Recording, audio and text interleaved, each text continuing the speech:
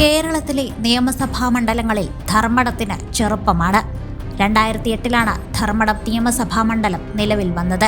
2008 നിയമസഭാ പുനർനിർണയമായിരുന്നു ധർമ്മടം നിയമസഭാ മണ്ഡലത്തിന്റെ പിറവിക്ക് കാരണമായത്. എടക്കാട് ബ്ലോക്കിൽ ഉൾപ്പെടുന്ന ചെമ്പിലോട്, കടമ്പൂർ, പെരളശ്ശേരി, തലശ്ശേരി ബ്ലോക്കിൽ ഉൾപ്പെടുന്ന ധർമ്മടം, പിണറായി, മുഴുപ്പിലങ്ങാട്, വേങ്ങാട്, അഞ്ചരക്കണ്ടി എന്നിവയാണ് ധർമ്മടം നിയമസഭാ മണ്ഡലത്തിൽ ഉൾപ്പെട്ടിരിക്കുന്ന പഞ്ചായത്തുകൾ.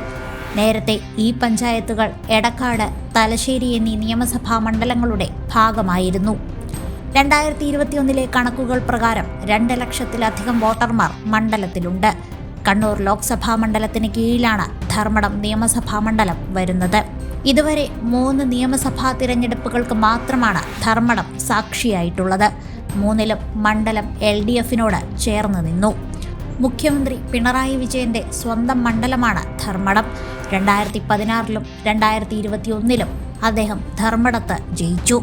2011 തിരഞ്ഞെടുപ്പിൽ CPMന്റെ KK നാരായണനായിരുന്നു വിജയിച്ചത്. അങ്ങനെ ചുവപ്പുകോട്ടയായി ധർമ്മടം തുടരുന്നു. ഇടതുപക്ഷത്തിനെതിരെ മത്സരിച്ച UDFനും BJPക്കും ശക്തമായ തിരിച്ചടിയായിരുന്നു 3 തവണയും ലഭിച്ചത്. CPM ഉയർത്തുന്ന വമ്പിച്ച ഭൂരിപക്ഷത്തെ ചെറുക്കാൻ ഇരു പാർട്ടികൾക്കും കഴിഞ്ഞില്ല. 95,000 വോട്ടുകളുടെ ഭൂരിപക്ഷത്തിനായിരുന്നു കഴിഞ്ഞ തിരഞ്ഞെടുപ്പിൽ പിണറായി വിജയൻ വിജയിച്ചത്. എങ്കിലും ഇക്കുറി ചുവപ്പുകോട്ട തകർക്കുമെന്ന ആത്മവിശ്വാസത്തിലാണ് NDAയും UDFും. ഇക്കുറിയും പിണറായി വിജയനാണ് മണ്ഡലത്തിൽ മത്സരിക്കുന്നത്. നാമനിർദ്ദേശ പത്രിക സമർപ്പിച്ച അദ്ദേഹം ഇപ്പോൾ തന്നെ ശക്തമായ തിരഞ്ഞെടുപ്പ് പ്രചാരണം ആരംഭിച്ചു. അബ്ദുൾ റഷീദാണ് ധർമ്മടത്തെ UDF സ്ഥാനാർത്ഥി. BJPക്കായി ഇക്കുറി മണ്ഡലം പിടിക്കാനൊരുങ്ങുന്നത് K രഞ്ജിത്താണ്. 3ാമതും മുഖ്യമന്ത്രി സ്ഥാനം മനസ്സിലുറപ്പിച്ചാണ് പിണറായി വിജയൻ അംഗത്തിനൊരുങ്ങുന്നത്.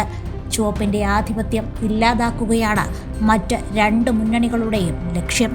അതിനാൽ തന്നെ ശക്തമായ മത്സരത്തിനായിരിക്കും ഇക്കുറിയും ധർമ്മടം സാക്ഷ്യം വഹിക്കുക.